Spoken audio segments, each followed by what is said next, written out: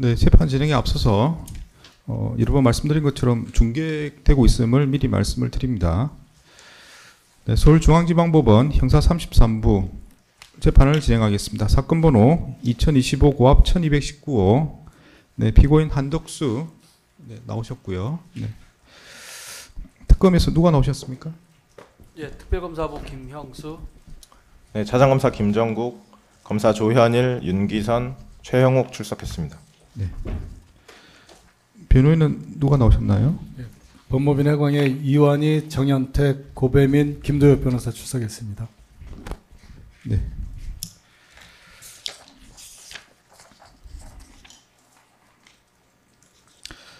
네, 저번 기일 11월 10일에는 그 증인신문, 송미령에 대한 증인신문, 그리고 검찰 서정조사를 진행했습니다. 네, 혹시 저번 기일과 관련해서 하실 말씀 있으신가요? 없습니다. 없습니다. 네.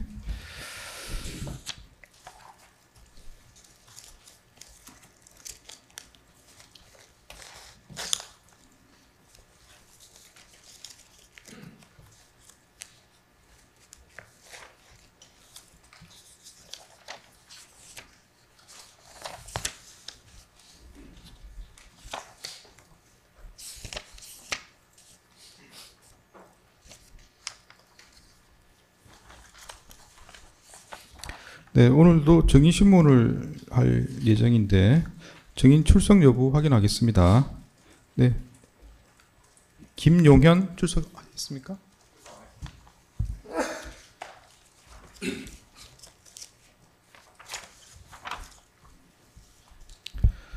네, 증인 풀출석했고요. 저번 원료를 말씀드린 것처럼 그 풀출석 사유서가 제출되어 있는 상태입니다. 내용을 보면 뭐 여러 장으로 되어 있는데 제목만 말씀드리겠습니다. 네, 현재 진행 중인 형사재판으로 인한 물리적 불가능, 제목이 그렇게 되어 있고요.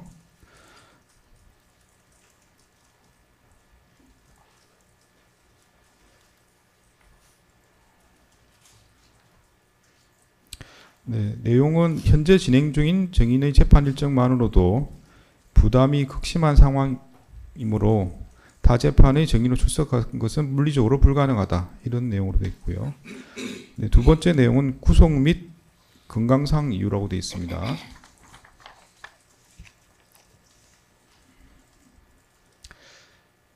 장기 구속과 연이은 공판 출석으로 인한 극심한 피로 누적, 만성 기력 저하 등의 증상이 지속되고 있다. 이렇게 그런 내용으로 되어 있고요. 세 번째는 헌법상 불이익 진술 강요 금지 원칙 위반의 위험이라고 되어 있습니다.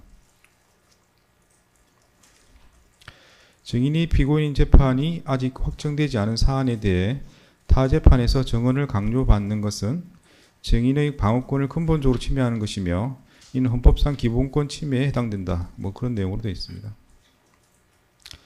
네, 형사소송법상의 증언 거부 사유라고 또 제목이 되어 있습니다.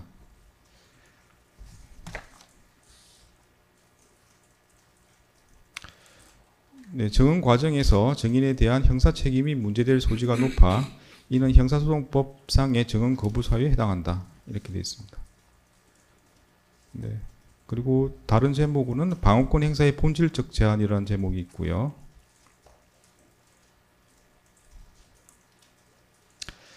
단순한 일정 조율의 문제가 아니라 피고인의 방어권이란 헌법적 기본권의 본질적 침해에 해당한다.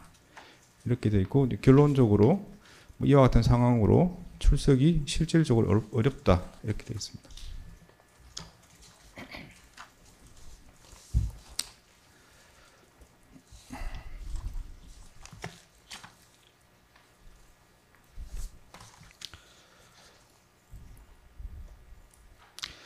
네, 증인 출석과 증언 거부는 별개의 문제입니다. 뭐 증언 거부 사유가 있다 하더라도 법정에 출석하는 게 원칙이고요. 여러 가지 재판을 받는 거는 뭐 그걸 굳이 따지겠다면은 증인이 여러 가지 상황에 개입돼 있기 때문에 재판을 받는 것이지 그걸 재판부의 책임으로 돌릴 게 아니라고 생각합니다. 또한 네, 법률상 증언 거부는 보장되어 있기 때문에 뭐 출석을 거부한다는 부분도 말이 안 될 뿐만 아니라 방어권 침해라고 볼 수도 없습니다. 이러한 내용들은 정인 출석을 거부할 만한 정당한 사유에 해당되지 않습니다. 김용현에 대해서는 과태료 500만 원에 처하고 구인영장을 발부하겠습니다.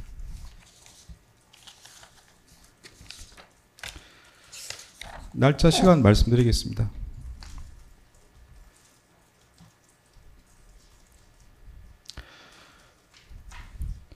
네, 김용현 본인의 재판 일정들을 고려해서 구인 1시는 11월 19일 수요일 오후 2시로 정하겠습니다.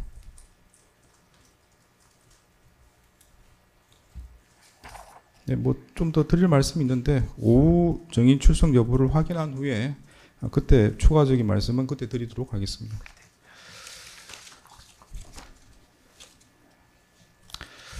네, 말씀드린 것처럼 오늘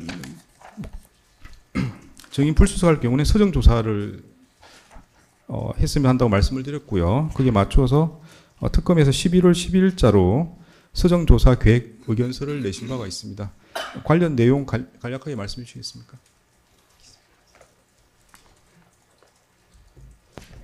네, 오늘 증인이 불출석할 것을 대비해서 오늘 서증조사 대상의 범위를 구체적으로 말씀드리는 의견서를 11월 12일자로 제출했습니다. 본 의견서는 법원 접수 이후에 피고인 측 그 변호인에게도 전달해서 재판 준비에 지장이 없도록 하였습니다. 네, 내용을 좀 간략하게 말씀해 주시겠습니까? 네, 그 서증조사 순서와 관련해서 기본적으로 공소사실 순서에 따라 심리를 희망한다는 기존 의견과 같이 내란 방조 부분과 관련된 나머지 증거들에 대해서 서증조사를 우선 진행하되 이상민과 관련된 증거 부분에 대해서는 아직 증인 신문이 예정되어 있고 조금 진술 부분이 객관적 사실과 부합하지 않는 측면이 조금 있어서 다른 증거와 종합적으로 고려할 필요가 있다는 점에서 오늘 그 부분은 제외하고 우선 나머지 부분들에 대한 증인 서증 조사를 진행하고자 합니다. 네.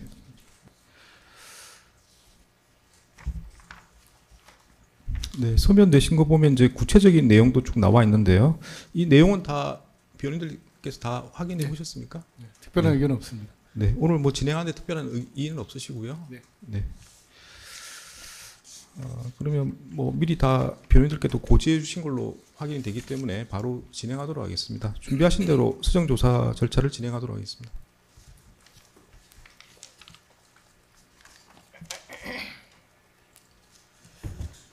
네, 증거의 요지를 진술하는 방식으로 서증 조사를 진행하고자 합니다.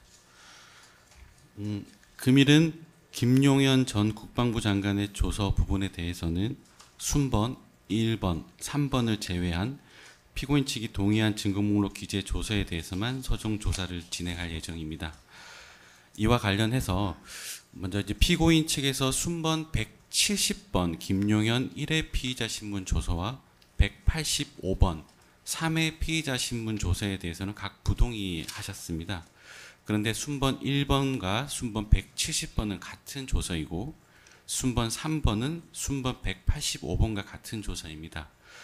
따라서 순번 1번, 3번에 대해서도 변호인 측은 부동의 의견이신지 아니면 기존 의견서 기재와 같이 동의하되 입증 취지 부인이신지에 대해서 향후 말씀 주시면 다음에 진행할 증거 조사에는 이를 반영해서 진행하도록 하겠습니다. 네, 일단 뭐 동의하신 증거로 진행하시는 거죠? 예, 맞습니다. 네. 순번 1, 3번은 제외하고 네, 그렇게 진행하겠습니다. 하시죠. 네. 순번 2번과 4번 내지 18번까지는 김용현 전 국방부 장관의 조서와 제시 자료입니다. 164쪽입니다. 2024년 12월 3일 비상계엄이 선포된 이후 정군 지휘관 회의를 개최하고 부대별로 지휘관마다 임무를 부여했다는 진술입니다. 다음으로 정보사 병력을 선관위로 출동시켰다라는 진술입니다. 223쪽입니다.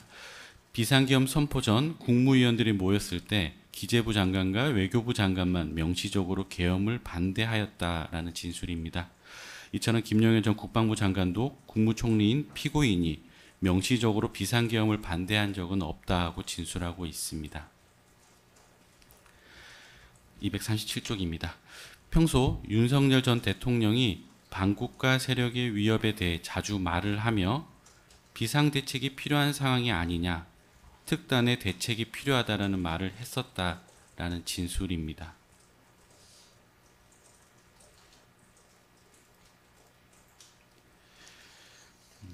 김영일 전 국방부 장관은 5회 조사 시 변호인 교체를 사유로 조사에 응하지 않았습니다. 새로운 변호인이 선임된 이후인 6회 조사부터는 진술 거부권을 행사하였습니다. 다음으로 순번 21번 송미령 농림축산식품부 장관의 조서입니다.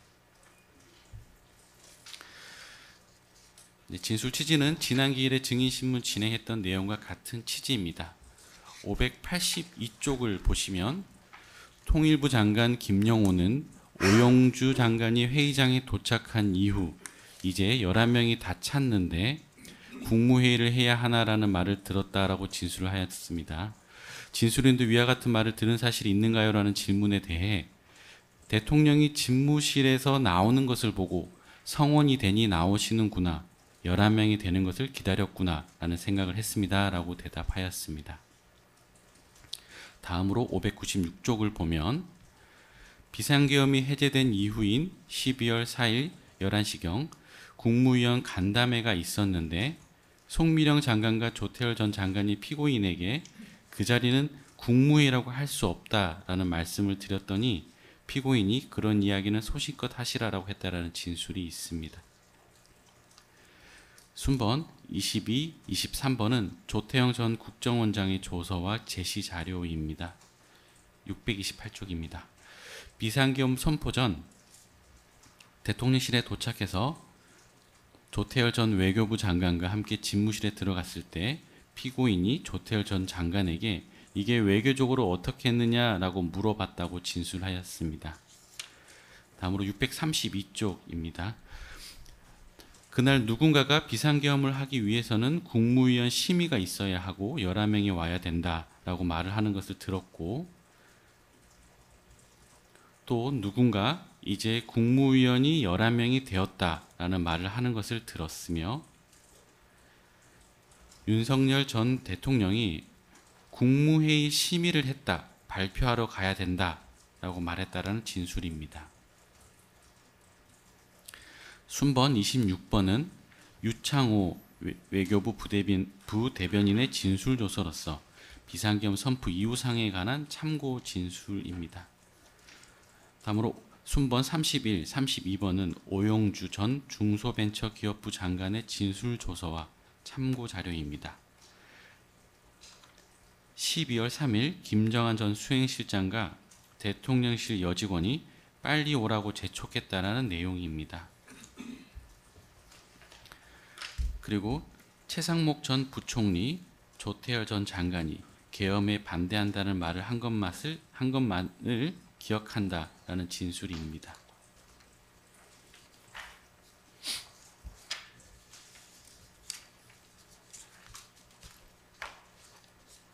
네.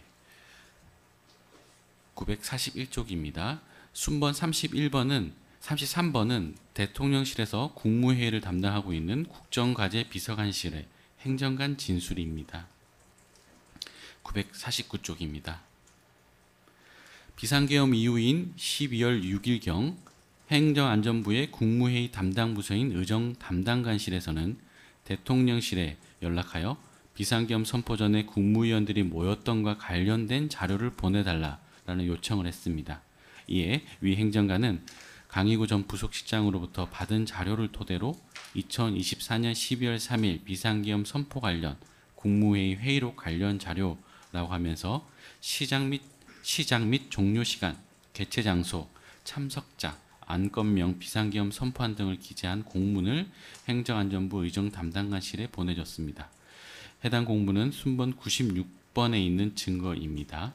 그 공문에는 비상계엄 선포 전에 국무회의가 있었다라는 내용과 참석했던 국무총리와 국무위원들 명단이 기재되어 있습니다.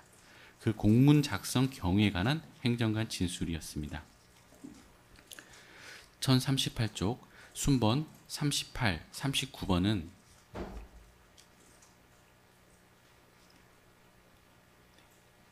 신원식 전 대통령실 국가안보실장의 진술입니다. 네, 1081쪽입니다.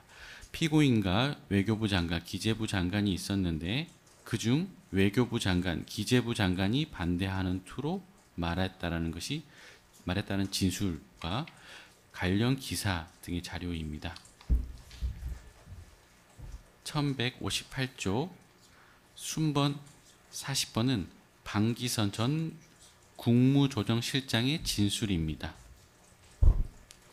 1170쪽입니다. 12월 4일 02시경 조금 넘어서 국무위원들에게 용산 국무회의장으로 오시라는 연락을 돌렸다라는 진술이 있고, 그 전에 국무총리실에서 피고인과 함께 있었는데 그때 피고인이 국회에 통고가 되었는지 확인해 보라고 하여 확인해 봤더니 국회에 통고가 되지 않았다고 했다라는 진술이 있습니다. 1175쪽입니다. 그리고 해제 국무회의가 늦어진 것과 관련하여 1076쪽 보겠습니다. 피고인으로부터 비상계엄 해제를 위한 담화문을 준비하는 데 시간이 조금 걸렸다라는 말을 들었다라는 진술이 있습니다. 1376쪽입니다. 순번 44번으로 박성재 전 법무부 장관의 진술입니다. 1391쪽입니다. 박성재 전 장관은 더 큰 목소리로 얘기를 하는 조태열 전 외교부 장관, 최상목 전 경제부총리 같은 사람은 있어도 찬성하는 사람은 없었어요라고 하면서 우려하면서도 큰 목소리를 안 낸 사람은 있다라고 진술하였습니다. 1403쪽 보겠습니다. 그리고 비상계엄 선포 이후에 최상목 전 부총리가 나는 반대합니다라는 말을 한 번 더 하고 나갔고, 1412쪽입니다. 사람이 이제 몇 명 왔다는 얘기를 들었는데 그 말이 나오고 나서 대통령이 집무실에서 대접견실로 들어왔다고 진술하였습니다. 순번 45, 46번은 홍철호 전 대통령 비서실 정무수석 비서관의 진술로 비상계엄 선포 당시 사안 관련 참고 진술이었습니다. 순번 47, 48번은 행정안전부 의정 담당관 진술입니다. 1502쪽 보겠습니다. 일반적인 국무회의 절차 관련된 진술과 비상계엄 선포 전에 있었던 것은 통상적인 국무회의 절차와는 달랐다라는 진술입니다. 순번 54 내지 57번은 최상무 전 경제부총리의 조서와 첨부 자료인데 지난 기일에 서중 조사를 진행했으므로 생략하도록 하겠습니다. 다음으로 5권에 있는 2167쪽 순번 66, 67번 박성재 전 장관의 진술입니다. 2192쪽을 보겠습니다. 국무회의를 해야 한다고 해서 사람들이 오기를 기다리고 있었던 것은 맞다라는 취지로 진술합니다. 2432쪽 순번 77, 78번은 송미령 장관의 진술조서 등으로서 지난 기일 증인신문한 내용과 같은 취지의 진술입니다. 2474쪽을 보면 해제 국무회의에서 비상계엄 선포 전에 국무회의가 있었던 것인지에 관한 논의가 있었는데 피고인이 그 부분에 대해서는 소신껏 얘기하면 된다고 했다라는 진술이 있습니다. 2486쪽입니다. 순번 79, 80번 보겠습니다. 오영주 전 장관의 진술조서로서 앞서 본 31번, 32번 조서와는 같은 취지입니다. 순번 81, 82번은 조태용 전 국정원장의 조서입니다. 앞서 본 22번, 23번과 같은 취지입니다. 2519쪽 보겠습니다. 자신이 집무실에 들어가자 피고인이 외교부 장관에게 외교적으로 이게 어떻겠어요? 라고 물어보았다는 진술이 있고, 당시 국무위원들끼리 이제 국무회의를 해야 하니까 국무위원 과반수가 되어야 한다는 얘기를 했다라는 진술이 있습니다. 다음으로 2589쪽 보겠습니다. 피고인이 다른 국무위원들 얘기도 들어봐야 한다라는 얘기를 했었던 것이 기억난다라는 취지의 진술입니다. 다음 박스도 같은 동일한 취지입니다. 2628쪽 순번 83번은 방기선 전 국무조정실장의 진술조사입니다. 2635쪽 보겠습니다. 피고인이 다른 국무위의 말을 들어보자고 해서 국무위원을 소집했다라는 말을 피고인으로부터 들었다라는 진술이 있습니다. 6권 2653쪽 보겠습니다.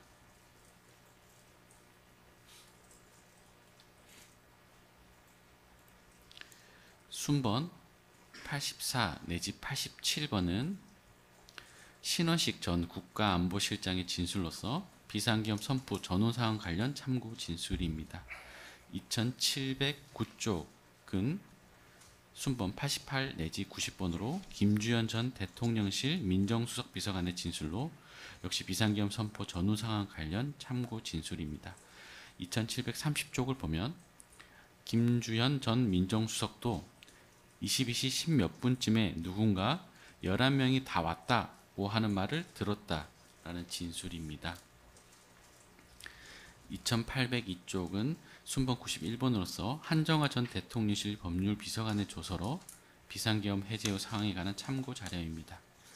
2835쪽 순번 92 내지 94번은 정진석 전 대통령실 비서실장의 진술 등으로서 비상계엄 선포 전후 사항 관련된 참고 진술입니다.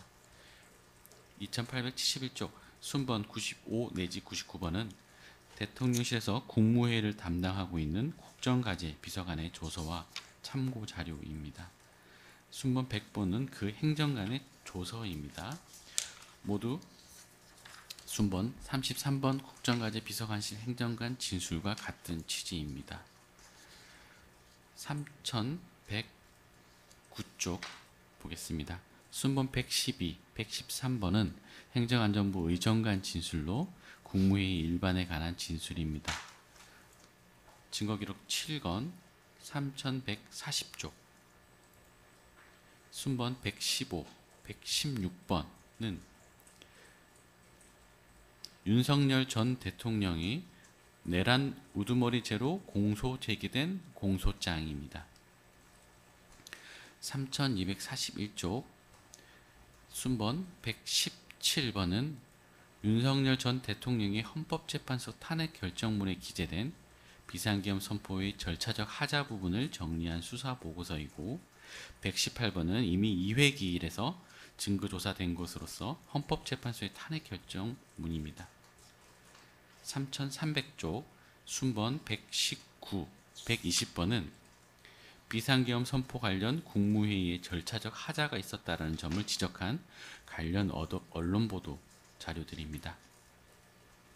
3331쪽 순번 121, 122번은 비상계엄 선포 직후 법조계의 입장에 관한 언론 보도 자료입니다. 3370쪽은 순번 124번으로 윤석열 전 대통령에 대한 탄핵 소추안으로서 그 사유 안에 국무회의 심의를 비롯한 비상계엄 선포 절차를 위반하였다라는 내용이 포함되어 있습니다. 3398쪽 윤석열 전 대통령의 피의자 신문 조서는 피고인이 동의한 조서에 한하여 증거조사를 진행하겠습니다. 순번 125, 126번입니다. 순번 125번은 2025년 6월 28일자 윤석열 전 대통령에 대한 특검의 제1회 피의자 질문조서인데 그 내용은 체포영장 집행방해에 관한 것이며 그 조사가 경찰에 이루어졌다는 이유로 서명 날인을 거부하였습니다. 3422쪽 126번은 2025년 6월 28일자 윤석열 전 대통령에 대한 특검의 제2회 피의자 신문 조서입니다. 비상계엄 선포 전 국무총리인 피고인에게 가장 먼저 비상계엄 선포문을 건네주었다는 취지의 진술입니다.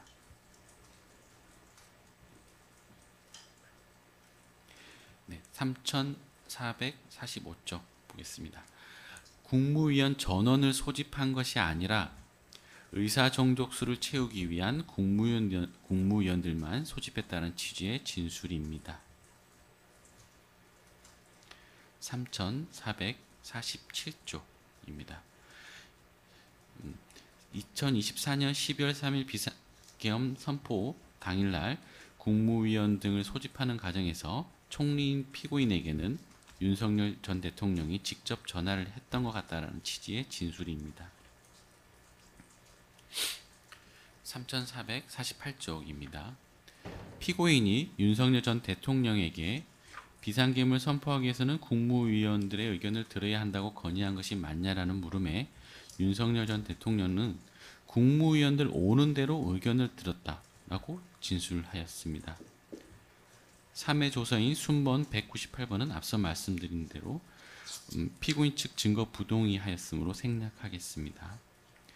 3476쪽 순번 128, 129번은 피고인의 통화 내역으로 피고인이 비상계엄 선포 전후 허위공문서 작성과 폐기 시점까지 대통령실, 송민영 장관, 강희구 전 부속실장 등과 통화한 사실을 입증할 자료입니다.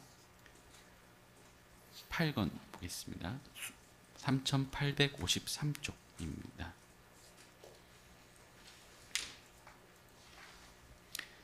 순번 137, 138번은 유상임 전 과학기술정보통신부 장관의 조서로서 비상계엄 당일 윤석열 전 대통령 등의 연락을 받지 못했다라는 진술입니다.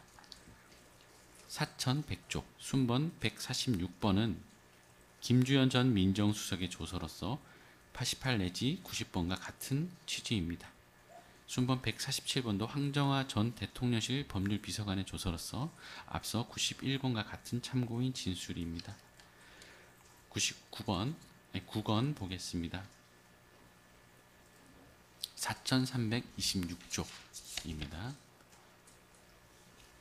순번 148 내지 150번은 이주호 전 교육부 장관의 조서로서 비상계엄 당일 윤석열 전 대통령 등의 연락을 받지 못하였다는 진술입니다. 4469쪽, 4470쪽을 차례대로 보겠습니다. 순번 158 내지 161번은 계엄령 선포안의 경우 모든 국무위원이 부서한다라는 내용이 기재되어 있는 정부 의전 편람과 관련된 자료들입니다. 순번 187번 보겠습니다. 조태영 전 국정원장의 조서로 순번 21번과 동일한 취지입니다. 순번 248 내지 251번은 앞서 설명드렸던 내용으로 비상계엄 이후에 강희구 전 부속실장이 작성한 자료를 토대로 대통령실 국정과제 비서관실에서 국무회의가 있었다는 취지로 그 시간, 참석자 명단, 안건 등을 적어서 행정안전부의 의정 담당관실에 회신한 내용에 대한 자료입니다. 14건 8188쪽 순번 253, 254번은 계엄법 제4조에 의하면 대통령이 계엄을 선포하였을 때에는 지체 없이 국회에 통고하여야 하는데 윤석열 전 대통령이 비상계엄 선포 이후 그 선포 사실을 국회에 통과하지 않았다라는 내용입니다. 순번 364번은 고발인 시민단체 대표의 고발 보충 관련 진술이고 순번 369번은 조태영 전 국정원장의 조서로서 순번 81번과 동일한 취지입니다. 순번 373 내지 376번은 피고인 및 국무위원들의 전화번호를 확인한 자료입니다. 25건 13693쪽 보겠습니다. 순번 380 내지 383번은 피고인이 사용하는 휴대전화의 통화 내용 이를 분석한 수사보고서로서 피고인은 비상계엄 당일 20시경 윤석열 대통령으로부터 전화를 받았다라고 진술하였으나 그 무렵 윤석열 전 대통령과의 통화 내용은 확인되지 않습니다.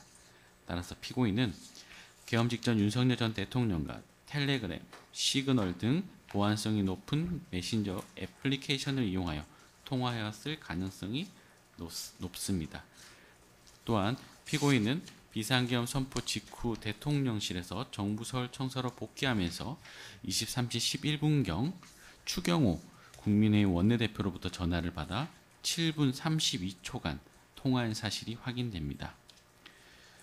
피고인은 강일구 전 부속실장과도 수회 통화를 하였는데 비상계엄 당일 강일구 전 부속실장과의 문자 메시지 수발신 내역, 2024년 12월 6일경, 2024년 12월 8일경 비상계엄 선포 및 표지의 사후 부서 및 폐기와 관련된 통화 내역을 확인할 수 있습니다.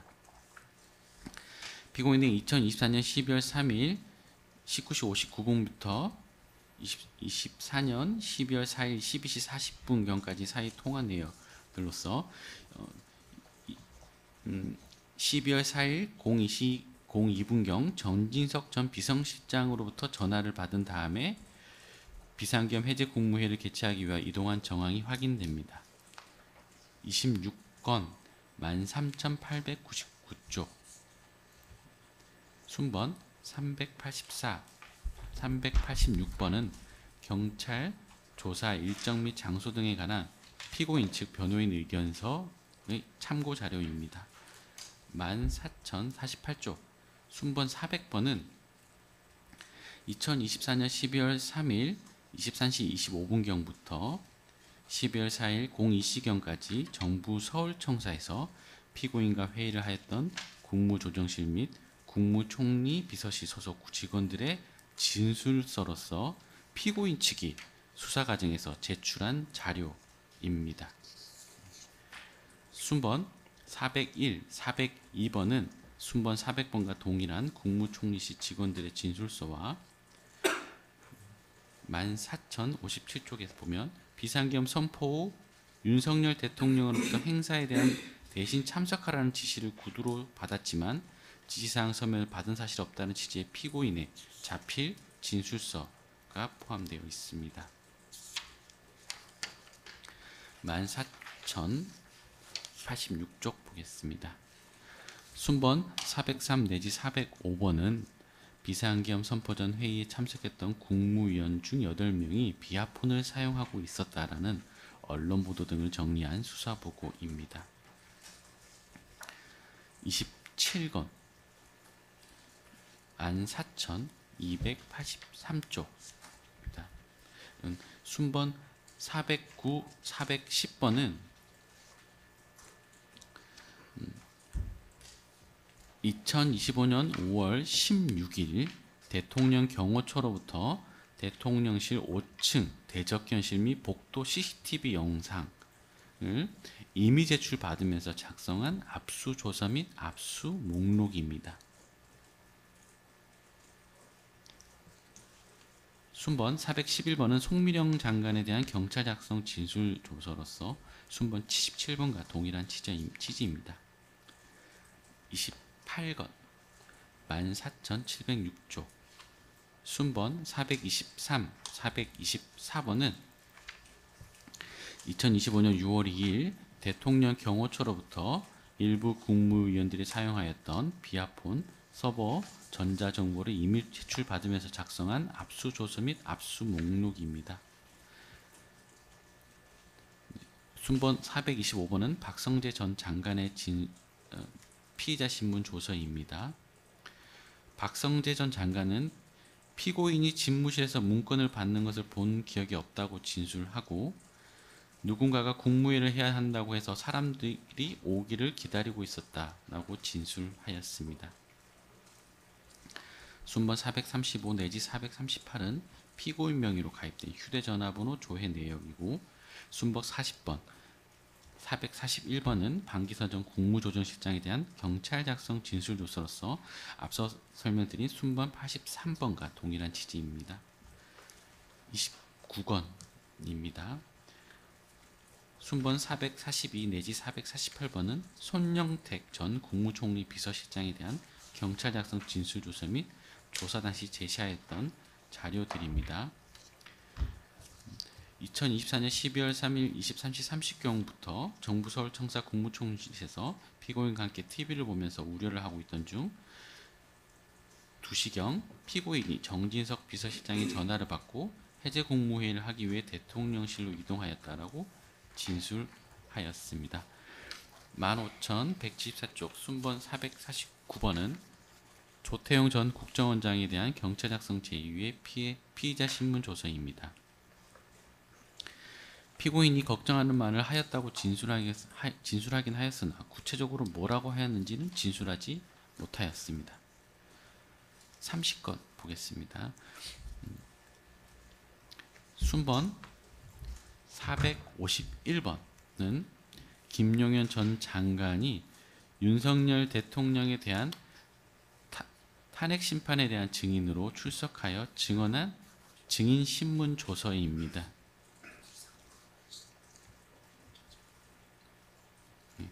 15,410쪽은 김용현 전 장관이 2024년 12월 3일 비상계엄 선포 전 대통령 집무실에서 피고인에게 비상계엄 선포문을 주었고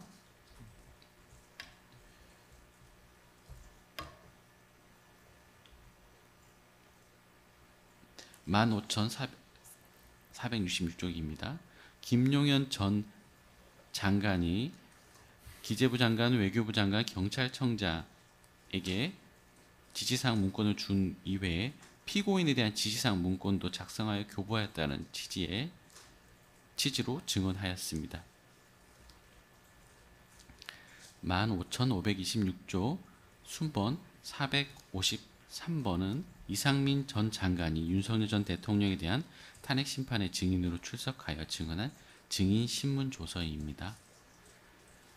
이상민 전 장관은 비상계엄 선포 당일 지시사항이 적힌 문건을 받은 사실은 없으나 집무실에서 책상에 놓인 단전단수 지시 문건을 우연히 보았다는 취지로 증언하였습니다. 순번 455번은 피고인이 윤석열 전 대통령의 탄핵 심판에 증인으로 출석하여 증언한 증인신문 조서입니다. 저는 계엄 선포 당일 대통령실에서 계엄과 관련된 문건을 보거나 받은 기억이 없습니다. 라고 증언하고 이어서 저는 특별한 문건을 받은 사실이 없습니다. 라고 증언하고 계속하여 이상민 행안부 장관에게 김용현 전 장관이 이 문건을 주는 것 그런 것을 본 적이 없습니까? 라는 질문에 문건 주는 것을 보지 못했습니다. 라고 증언한 사실이 확인됩니다. 이는 대통령실 CCTV에서 확인되는 내용과 상반되는 것으로서 피고인이 위증하였다라는 취지입니다. 순번 458번은 윤석열 전 대통령의 비상계엄 선포 담화문 전문이 실린 언론 보도입니다. 다음으로 31건 보겠습니다. 16,224조 순번 462번은 시민단체 등에서 고발한 고발장에 첨부된 서류로서 계엄 관련 언론 보도 등이 포함되어 있습니다. 순번 464번 역시 고발장에 첨부된 서류로서 계엄 당시 국회 상황 등에 관한 언론 기사입니다.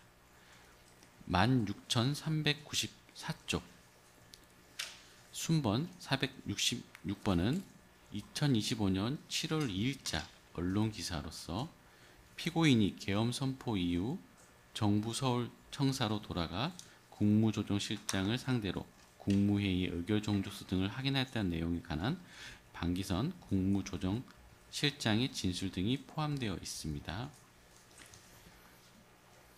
순번 467번은 남영기 전 국무 2차장에 대한 특검 작성 진술 조서입니다. 피고인이 비상계엄 선포 후 23시 30분경 정부 서울청사로 돌아왔을 때 말을 거의 하지 않았고 방기선 전 국무조정실장이 행정안전부 차관, 국방부 차관 등에게 전화를 하여 국회 통고 여부를 확인한 사실이 있다는 취지로 진술하였습니다.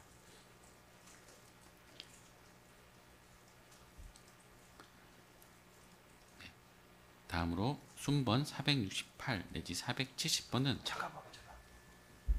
네, 잠시 여기서 그 국회 통고라는 거는 계엄이 있었다는, 비상계엄 선포했다는 걸 국회에 통보했는지 그 절차상 여부를 확인했다는 취지입니다.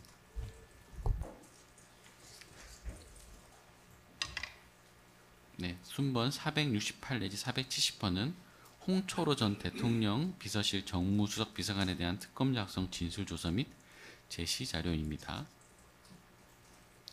16,702쪽에 보면 비상계엄 선포 전 피고인이 다른 국무위원들에게 대통령에게 비상계엄을 하지 못하도록 말해라고 하는 것을 보지 못하였고 피고인은 조용히 앉아 있었다라고 진술하였습니다. 순번 471번은 김종문 전 국정조정실 1차장에 대한 특검 작성 진술조서입니다. 비상계엄 선포 이후 피고인의 지시에 따라 국회 통고 여부에 관하여 확인하였다는 것 같다는 취지로 진술하였습니다. 16,757쪽 순번 472번은 방기선 전 국무조정실장에 대한 특검 작성 진술조서입니다. 비상계엄 선포 이후 국무총리실에서 피고인이 계엄을 선포하려면 국무회의 심의를 거치도록 되어 있는데 심의가 뭐냐, 과반수 찬성이냐 라고 물어보았고 피고인의 지시로 국회 통고 여부를 확인하였다라는 취지로 진술하였습니다.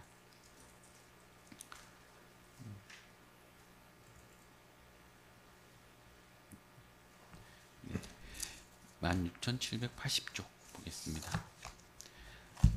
방기선 전 국무조정실장은 국회에서 비상계엄 해제 요구 결의안이 가결되는 것을 실시간으로 보면서 피고인에게 해제 국무회의를 해야 하는 거 아니냐, 대통령하고 직접 통화를 한번 해보시죠. 지금 해결할 수 있는 것은 총리님밖에 없다라고 말했는데 피고인은 조금 한번 기다려보자 라고 대답하였다고 진술하였습니다.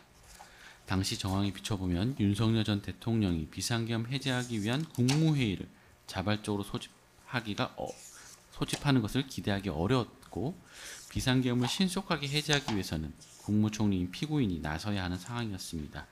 이에 방기산 전 국무조정실장마저도 피고인에게 적극적인 행동을 촉구하였음에도 피고인은 이를 방관하는 태도를 보였고 결국 비상계엄 해제 국무회의는 04시 27분경에야 개최될 수 있었습니다. 16,786쪽입니다. 사후 부서와 관련하여 피고인은 단순히 자신이 강희구 전 부속실장에게 보내준 선포문과 사후 작성된 비상계엄 선포문 표지에 첨부된 선포문이 동일하다라는 의미에서 서명을 한 것이라고 주장을 하고 있습니다. 그러나 방기선 전 국무조정실장은 피고인이 당시 강희구가 부서를 해달라고 해서 서명을 했다라고 말했다고 진술하였습니다. 이는 피고인이 서명의 의미, 즉 부서의 의미를 명확히 인식하고 있었다는 것을 보여줍니다. 순번 473 내지 476번은 역대 비상계엄 선포문 및 간보게재 문건에 관한 수사보고로서 강희구 전 부속실장이 사후에 작성하고 피고인이 서명한 12월 3일 비상계엄 선포문건과 그 형태 및 내용이 유사합니다. 순번 478 내지 480번은 각종 헌법학 서적에서 국무총리의 헌법적 지위 및 역할에 관한 부분을 발췌한 사본입니다. 순번 482, 483번은 피고인이 송미령 장관에게 대통령실로 빨리 오라고 여러 차례 독촉했다는 전화 발신 내용 등입니다. 32건 보겠습니다. 17,081쪽입니다. 순번 486 내지 489번은 조태열 전 외교부 장관이 국회에서 답변한 내용이 기재된 회의록입니다. 17,090쪽에 보면 집무실에 들어갔을 때 피고인이 외교부 장관은 어떻게 생각하시냐고 물어봤고 피고인이 윤석열 전 대통령에게 국무위원들의 의견을 더 들어봐야 되지 않느냐라는 말씀을 하셨다고 들었다고 조태열 전 외교부 장관이 답변한 내용이 있습니다. 순번 490, 491번은 피고인의 인적사항 관련 서류입니다. 다음으로 17,255쪽 순번 492, 493번은 박성화 전 방첩사 기획관리실장의 진술조서입니다. 2024년 12월 3일경부터 참여하고 있었던 단체 채팅방 중에 계엄 상황실에서 일어난 일이 공유되고 있는 단체 채팅방이 있었는데 국회에서 비상계엄 해제 요구 결의안이 가결된 후 그 단체 채팅방에 메시지가 올라왔다라는 내용입니다. 그 메시지는 상황을 중계하는 방식의 메시지였는데 윤석열 전 대통령이 국회의원부터 잡으라 했는데 뭐 한 거냐라고 하면서 이에 김용현 전 장관이 인원이 너무 부족했다라고 했고 다시 윤석열 전 대통령이 그건 핑계에 불과하다고 하더니 국회에서 의결했어도 새벽에 비상계엄을 재선포하면 된다라는 메시지가 올라왔다는 내용입니다. 해당하는 진술들은 합참에서 합참 계엄 상황실에서 진술했던 내용들입니다. 17,280쪽 순번 494번, 17,282쪽 495번은 언론기사에 나온 대통령 집무실의 사진입니다. 17,366쪽 순번 497, 498번은 윤석열 전 대통령이 직권남용 권리행사방해로 공소제기된 사건에 공소장을 첨부한다는 수사보고서와 공소장 사본입니다. 17,489쪽 순번 500번은 윤석열 전 대통령이 허위공문서 작성 등 죄로 기소된 사건의 공소장으로서 이 공소장 범죄 사실에는 윤석열 전 대통령과 피고인이 허위공문서 작성 및 동행사죄의 공범이자 대통령 기록물 관리에 관한 법률 위반, 공룡서류 손상죄 모두의 공범으로 기재되어 있습니다. 순번 501 내지 504번은 수사 경과 관련 서류와 고발장으로 참고 자료이고 순번 507, 순번 508번은 피고인 등이 사용한 휴대전화 특정 관련 자료입니다. 33건 보겠습니다. 17,906쪽 순번 509번은 장상윤 대통령실 사회수석 비서관의 진술조서로서 17,923쪽을 보면 피고인이 어떤 말씀이나 발언을 하신 기억은 없고 피고인이 어떤 반대를 하는 것은 보지 못했다라는 진술입니다.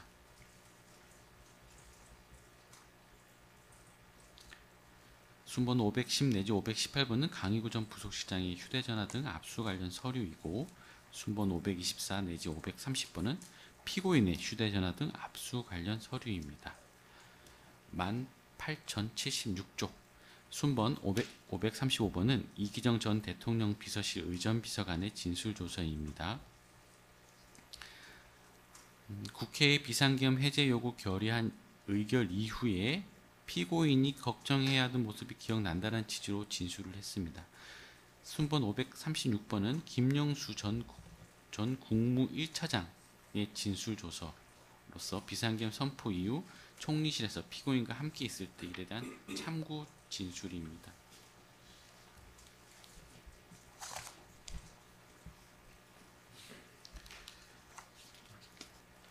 순번 537, 538은 압수 관련 서류로 압수조서이고 순번 540번은 송영태 전 국무총리실 비서실장 진술조서로서 비상계엄 선포 이후 총리실에서 피고인과 함께 있을 때 일에 대한 참고 진술입니다. 35번 준비해 주세요. 35번. 그전에 순번 544번은 김수경 전 통일부 차관의 진술조서로서 김용호 전 통일부 장관의 대통령실 출석 경위 등 비상계엄 선포 전후 상황에 대한 참고 진술입니다. 순번 545, 546번은 김태호 전 대통령실 국가안보실 1차장의 진술조서와 참고자료로서 비상계엄 선포 전후 상황에 대한 진술입니다. 순번 547 내지 549번은 송미령 장관의 조서 및 조서에 첨부된 언론기사로서 지난개일 종이신문 조서 내용과 동일한 취지입니다. 순번 559번은 오영주 전 장관의 진술 조서로서 앞서 제시한 순번 31번 등의 오영주 전 장관의 조서와 동일한 취지입니다. 순번 577번은 앞서 말씀드린 451번과 동일한 취지입니다. 35권부터 다시 보겠습니다. 2391쪽 순번 578번은 김용현 전 장관의 진술 조서로서 김용현 전 장관이 헌법재판소에서 기억나는 대로 증언하였다라는 취지로 진술하여 헌법재판소의 증언의 신빙성이 높다라는 취지입니다.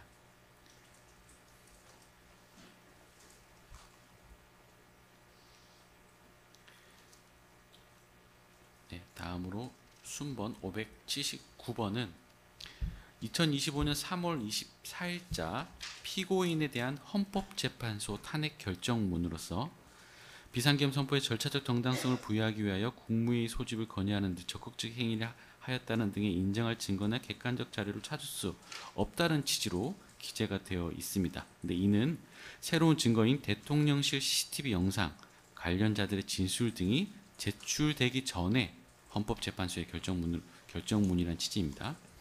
참고로 당시 헌법재판소 재판관이 최근에 대통령실 CCTV 영상을 확인하였다면 결론이 달라졌을 것이라는 취지의 강의한 내용이 언론에 보도되기도 하였습니다. 순번 580번 주진우 서울시경 경비부장의 진술조서로서 국회 경력, 배치 등 폭동 관련 진술조서이고 순번 581 내지 591번은 김한수 행정안전부 의장관의 진술조서 및 참고자료로서 국무회의 일반적 절차, 비상계엄 선포 당시 국무회의 회의록이 작성되지 않은 사실 등에 대한 진술 자료입니다. 네, 그 화면으로도 같이 제시를 해주시기 바랍니다. 네, 해당하는 부분은 간략하게 요지를 진술. 아, 요지로 하시겠습니까? 네, 혹시 변호인께서 이의가 있으시면 말씀하십시오. 네. 순번 619번, 620번은 국회 군경 봉쇄, 국회 침투 등을 촬영한 언론 보도 자료 등입니다. 순번 621, 622번은 2024년 9월경 계엄령 준비설 등에 대한 피고인 김용현 전 장관의 진술 등을 보도한 뉴스 기사 자료입니다. 순번 630, 631번은 방조 관련 판례 참고 자료입니다. 순번 632번은 피고인 측의 변호인 의견서로서 참고 자료입니다. 순번 633번은 피고인의 병제 검역 등 자료입니다. 그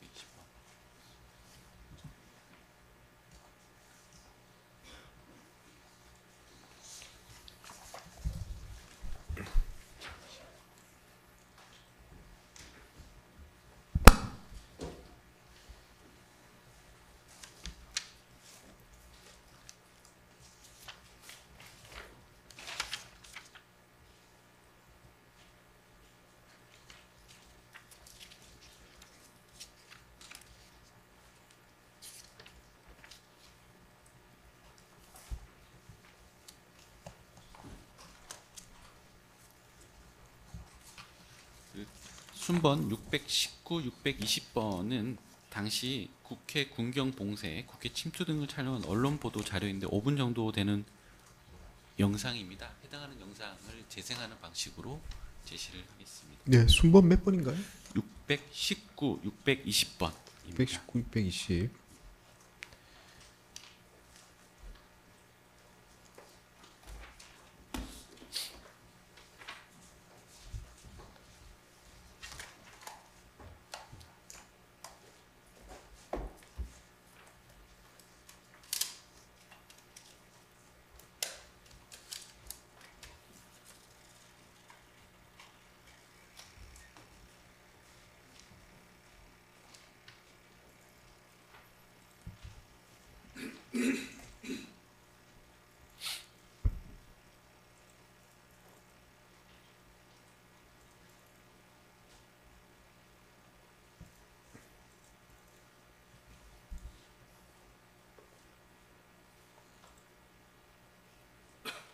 친애하는 국민 여러분, 저는 북한 공산 세력의 위협으로부터 자유 대한민국을 수호하고 자유 헌정 질서를 지키기 위해 비상계엄을 선포합니다. 저를 믿어 주십시오. 감사합니다.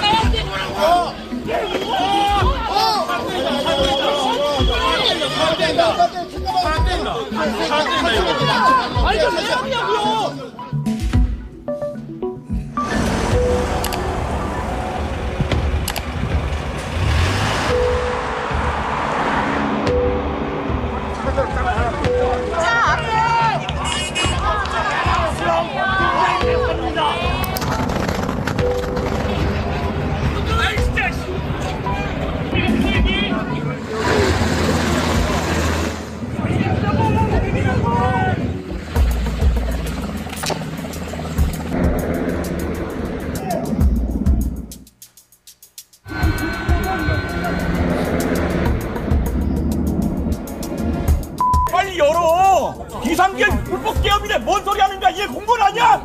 어떤 X한테 명령받은 끼리 이런 소리네.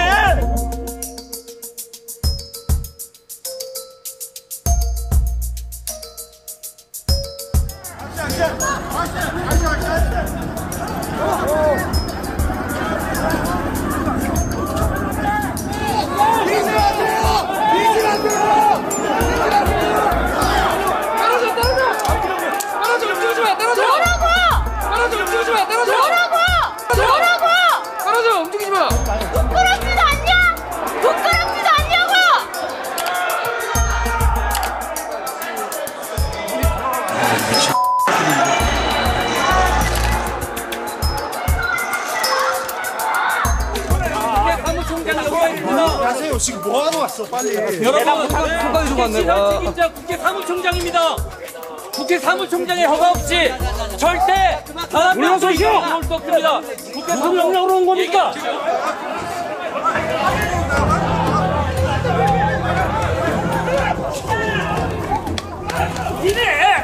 왜 이래? 어디 가려고?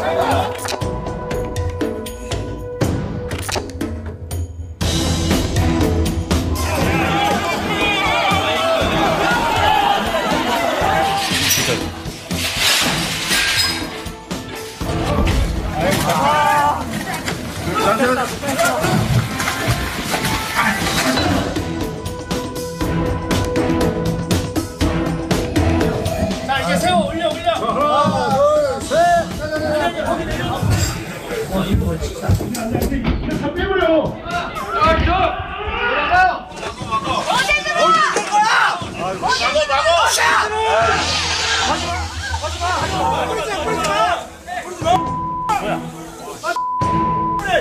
이거 여기서 풀어 어떻게? 됐어.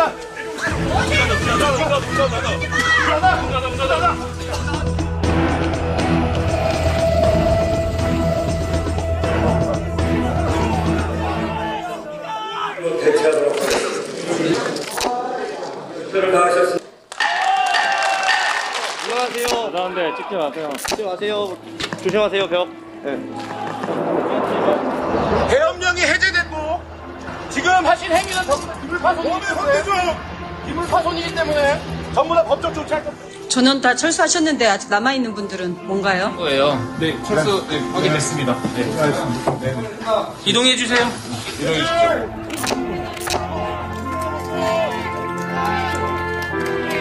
고생했어. 잘 가라. 고생했어. 우리 아들들 화이팅! 계엄을 해제하겠습니다.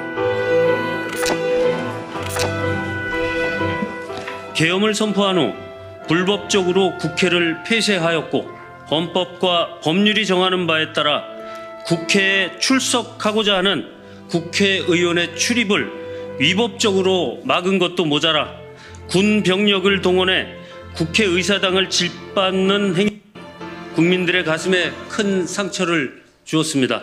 국회 사무처는 이번 계엄 선포로 인해 발생한 물리적 피해와 손실을 철저히 파악해서 위법적인 행위에 대해 끝까지 법적 책임을 물을 것입니다.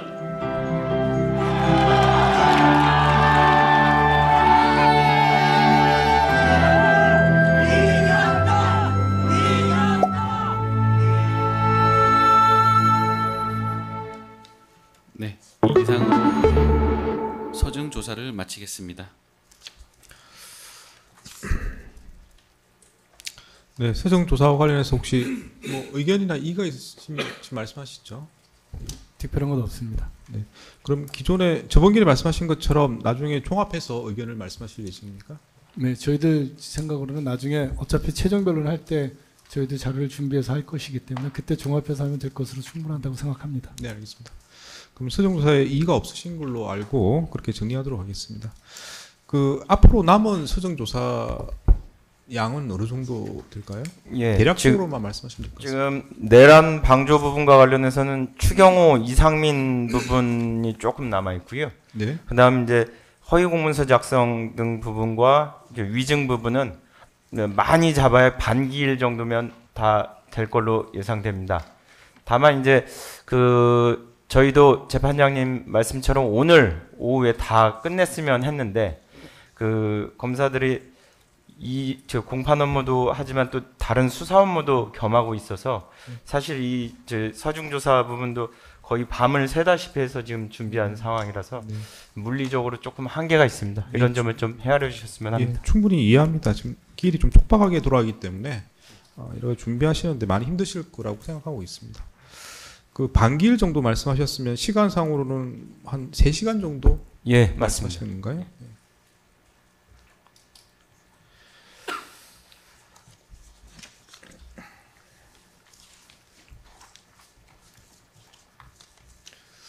네, 그럼 뭐 몇 가지 더 말씀을 드리겠습니다.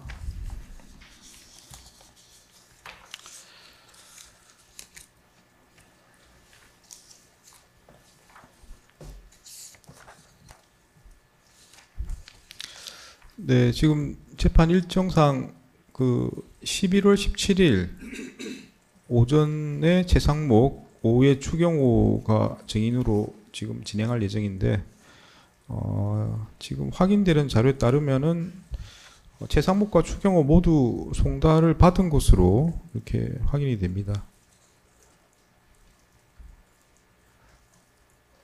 그래서 소환장이 송달된 상태로 확인이 되고 따라서 일단 11월 17일에 출석하는지 여부에 대해서 지켜보도록 하겠습니다.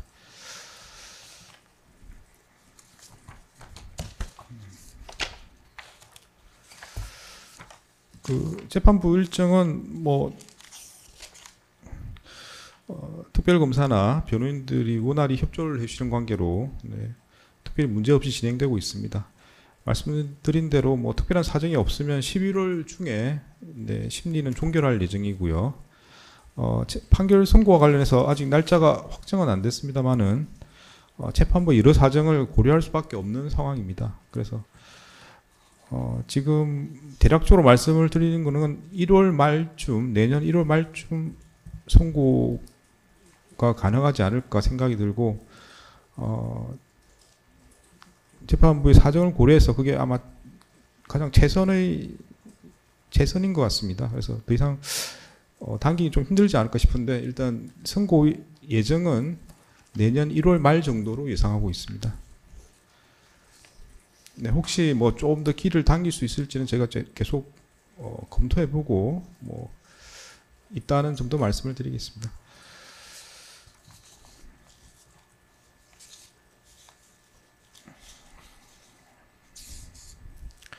네, 지금 구인영장이 지금 이제 2명이 돼서 한 명 발부가 됐고요. 한 명은 오늘 불출석으로 발부할 예정인데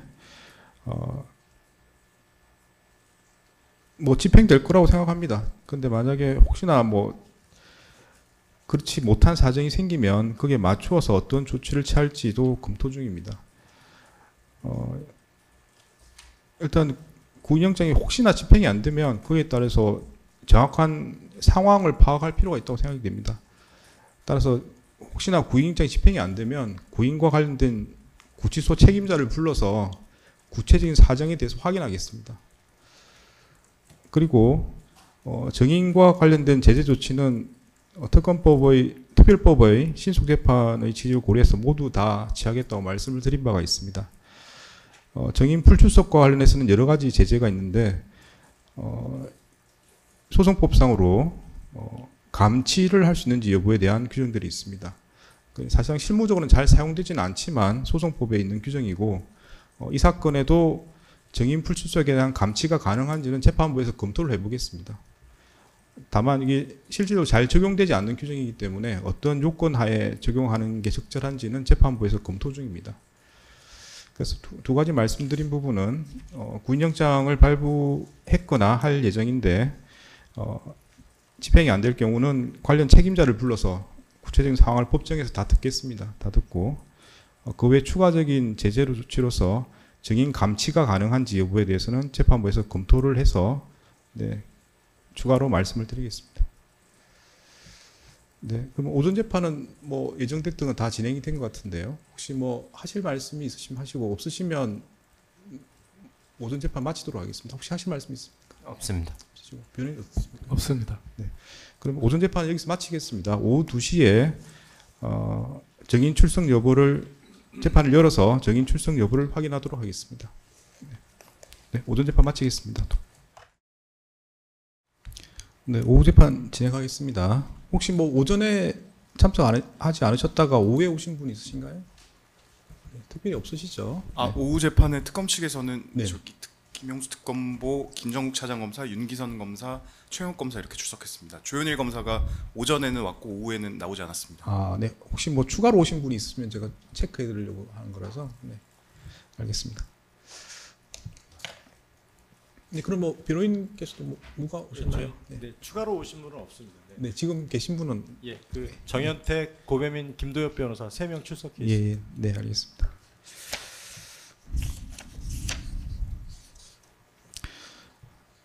네, 오후에도 증인 신문이 지금 예정돼 있는데 뭐 출석인지 확인해 보겠습니다. 네, 윤석열 증인. 네.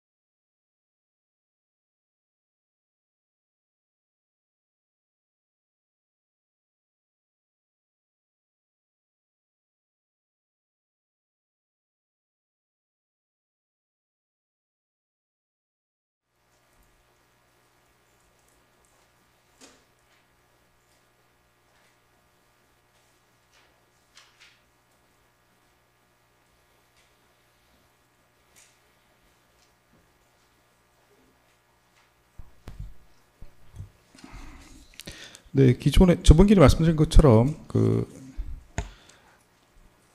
윤석열이 불출석 사유서 제출한 바는 있습니다만은 불출석을 정당화할 만한 사유는 아니라고 판단이 됩니다. 그래서 이에 따른 제재 조치 뭐 달리 지급할 이유가 없기 때문에 과태료 500만 원과 구인영장을 발부하겠습니다. 네, 구인할 1시는 11월 19일 수요일입니다. 오후 4시에 구인하도록 하겠습니다.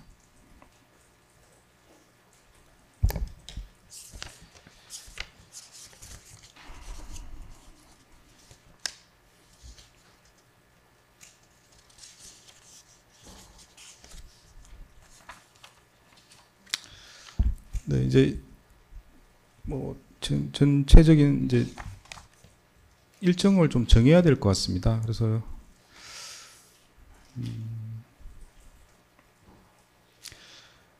네, 11월 17일은 지금 10시에 재상목, 2시에 추경호가 되어 있는데 오전에 말씀드린 것처럼 이제 다 소환장을 받은 것으로 되어 있습니다. 네, 그리고 11월 19일은 수요일인데 이제 10시에 이상민, 2시에 김용현, 4시에 윤석열 이렇게 이제 구인할 예정이고요. 그래서 남은 절차는 그 외에는 이제 그 검찰의 서정조사 3시간 정도 말씀하셨던 거 제가 기억이 나고요. 그리고 피고인 신문 각 1시간씩 아마 말씀하셨던 걸로 기억이 됩니다. 혹시 뭐 내용이 좀 다르시면 말씀하십시오. 그래서 이제 남은 절차는 검찰 서정조사 3시간, 피고인 신문 각 1시간씩 해서 2시간, 그리고 구형이 있고 뭐 최후 변론 있고 이렇게 있을 것 같습니다. 그래서 이제 그 외에 혹시 또 제가 시간과 관련해서 고려해야 될 부분이 있을까요? 특검은 어떻습니까? 현재로서는 없는 것으로 보이는데 저희 만약에 그 구체적인 부분에 있어서 그 재판부에 요청드리거나 이런 사안이 있으면 의견서로 제출하겠습니다. 네. 일단 지금 당장에는 없으시다는 말씀이신 거죠? 네. 변호인은 어떻습니까? 저도 재판부에서 진행하시는데 특별한 다른 의견은 없고요. 네. 한 가지만 좀 저희가 그러니까 그 요청드릴 거는 피고인 신문을 마지막 이제 마치고 바로 그날 저희가 뭐 최종 변론을 실은 바로 하기보다는 한 길만 더 주셔서 그 다음 길 정도에 저희가 최종 변론 할 수 있는 그런 기회를 주시면은 감사하겠다는 그런 의견입니다. 네.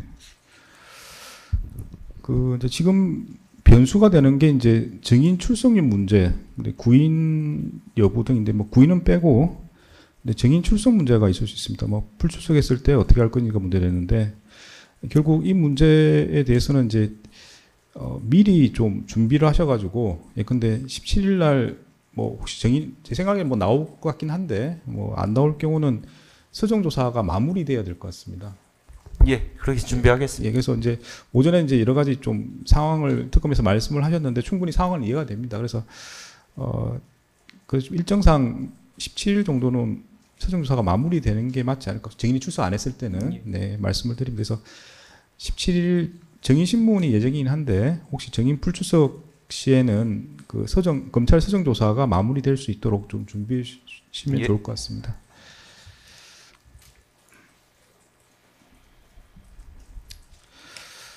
그리고 재판부에서도 이제 여러 가지 고민이 있습니다. 재판부에서 이제 지금 12.3 비상계엄이 지금 거의 1년이 다 돼가고요. 그래서 뭔가 좀 판단이 필요하다는 사정도 있고 또 한편으로는 또 이 증인 소환 절차가 적절하게 더 진행되어야 되는 것이냐 뭐 이런 점에서도 고민 중입니다. 그래서 근데 이제 일단 저희 기본적인 입장은 저희가 이제 여러 차례 말씀드린 것처럼 이제 11월 중에 심리를 종결하는 걸 목표라고 뭐 제가 한 2번 말씀드린 것 같습니다. 그래서 그런 사정들도 있고 해서 그리고 뭐 아까 말씀드린 것처럼 비상계엄도 한지 벌써 1년이 다 지나가는 상황이고 해서 그리고 나머지 증인 소환 절차를 계속하는 게 뭐 어느 정도 필요한지 이런 거에 대해서 좀 고민도 하고 있습니다. 그래서 재판부의 기본 입장은 11월 26일에 심리를 종결하는 걸 목표로 하겠습니다. 11월 26일. 혹시 뭐 이의가 있으시거나 문제가 있으신가요? 네. 예, 저희도 특별히 없습니다. 네. 그래서 11월 26일 수요일 날 심리 종결 기존에 말씀드린 것처럼 11월 중에 심리 종결을 위해서 11월 26일 심리 종결을 하고자 합니다. 그리고 판결 선고와 관련해서는 이제 심리가 계속 늘어지면 선고도 계속 뒤로 밀려갈 수밖에 없는데 11월 26일 날 심리 종결하고요. 오전에 말씀드린 것처럼 1월 말인 1월 21일 네, 수요일입니다. 또는 1월 28일 또 여기도 수요일입니다. 그래서 1월 21일이나 1월 28일 수요일 날 선고를 할 예정입니다. 시간은 오후 2시로 진행할 예정이고요. 다만 이 재판이라는 게 사실 뭐 여러 가지 변수나 예상치 못한 일들이 벌어집니다. 그래서 저희가 말씀드린 건 항상 이제 저희가 뭐 그렇게 하고자 예정을 한다든지 목표로 삼는다는 걸 미리 말씀을 드리고요. 실제로 재판을 진행하거나 판결 선고하는 과정에서 예상치 못한 일들이 벌어진 경우가 간혹 있습니다. 그래서 일단 제 재판부는 이런 목표로 진행을 하고 있음을 말씀을 드립니다. 그래서 심리 종결은 11월 중인 11월 26일 네, 종결을 목표로 하고 판결 선고는 1월 21일 오후 2시나 1월 28일 오후 2시에 선고할 예정입니다. 네, 조금 더 말씀을 드리겠습니다.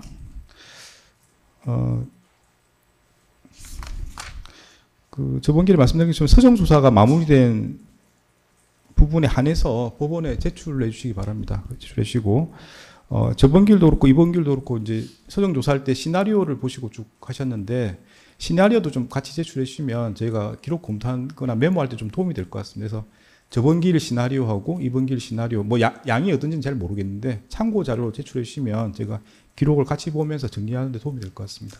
네.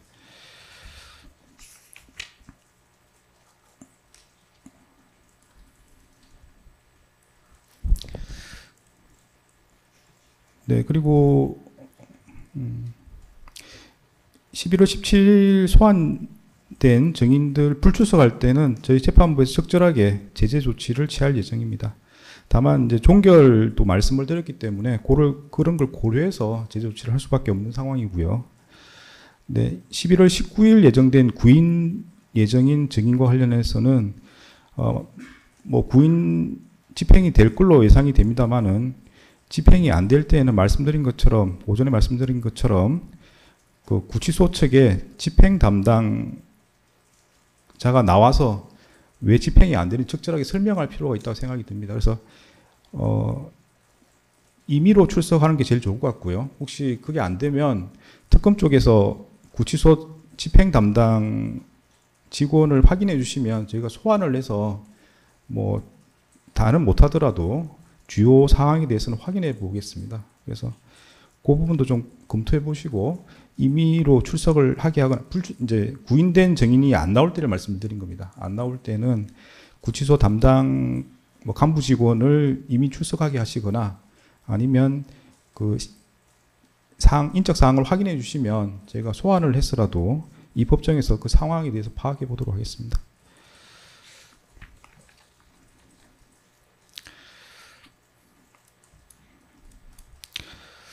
이제 그렇게 진행을 하려면 이제 아까 배우님께서 요구하신 부분까지 마무리하려면 11월 24일 월요일입니다. 이때 아마 피고인 신문을 해야 될 것 같고요. 그렇게 되면은 이제 11월 26일은 사실상 이제 구형과 최후 변론해서 종결을 하면 될 것 같습니다. 그래서 일단 재판부에서 그걸 염두에 두고 일정을 맞춰 보겠습니다. 다만 이제 특검이나 변호인께서도 보시고 일정상 좀 문제가 있는 부분이 있으면 바로 이야기해 주시면 그걸 고려해서 변경하도록 하겠습니다. 네. 네, 혹시 오늘 뭐 증인이 불출석한 상태로 지금 오후 증인 신문은 안 될 것 같습니다. 혹시 뭐 추가로 하실 말씀 있으면 지금 하시고요. 없으면 재판 마치겠습니다. 그 말씀하신 증거 그 서중 조사가 마친 부분에 있어서 증거 제출은 지금 가능한데 지금 제출해도 되겠는지 한번 여쭤보겠습니다. 예, 지금 제출하시면 될 것 같습니다. 서정 조사 마친 부분만 제출하셔야 됩니다. CCTV와 함께 제출하겠습니다. 예, 그렇습니다. 네, 재판 마치고 바로 제출하시면 저희가 정리하도록 하겠습니다.